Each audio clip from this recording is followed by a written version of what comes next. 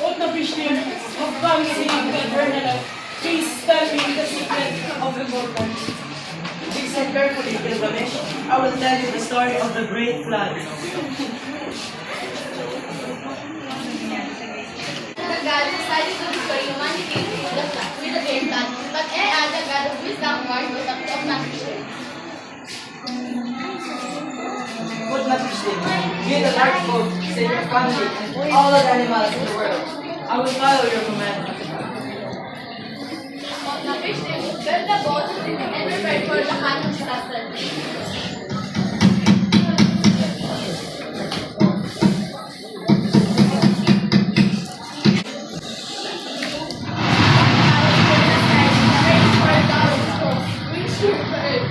The flood covered the land for many days and nights, destroying everything in its path.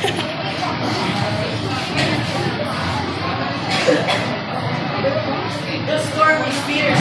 The water rises higher and higher. For many days and nights, the flood swept up the whole world.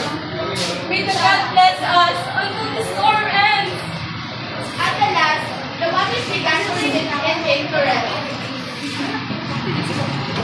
To find out if the waters had gone down or the fisher made his bird. I will send out the dove. The dove returned because he found no place to land. Now I will send the swallow. Finally, the swallow also returned. Finally, I will send the raven. The raven did not return, showing that on the dry land it had flustered.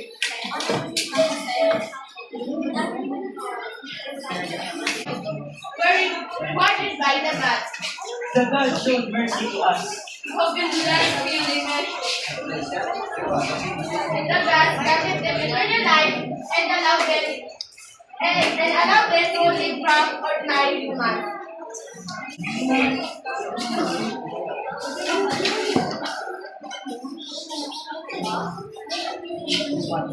Gilgamesh, if you wish to overcome death, first, prove yourself. Stay away for 6 days and 7 nights. Gilgamesh tried his best, but they quickly overcame him.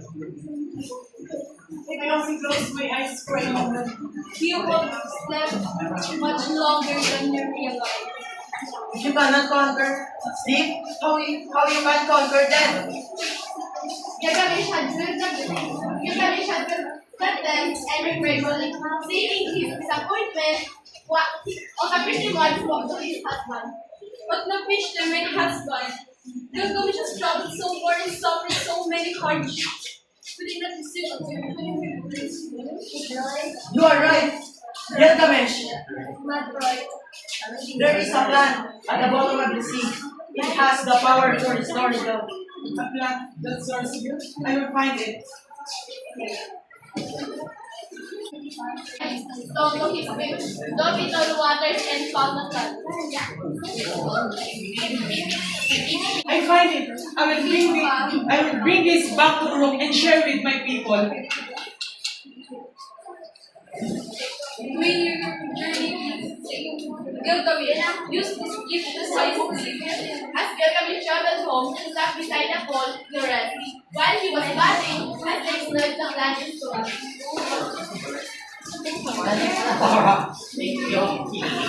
All my hard work has been lost.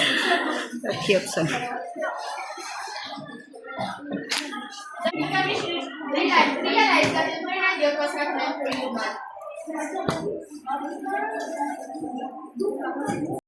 I will gain wisdom. Gilgamesh returned to Orok, understand that a person's legacy and achievements are what Gilgamesh lost his job and jumped equally fell into the other world. He was sad and devastated because they were precious to him. Oh no! I lost my drum and drumstick. How can I get them back?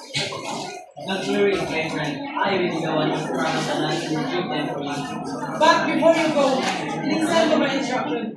First, do not wear videos, and do not make noise, and do not attract attention if you don't want your spirit will trap there forever. I understand. I will get it.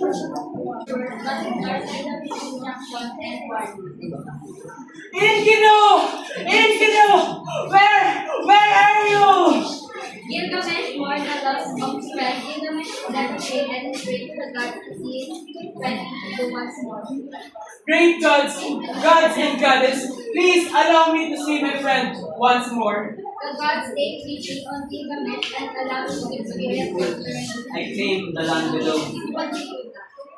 Tell me, what is my mind after The death? ones who are remembered will rebellious can come, but those who are forgotten meet in sadness and suffering in loneliness. So even after death, your legacy and memories remains important. Yes, the needs and the love of others remain important only.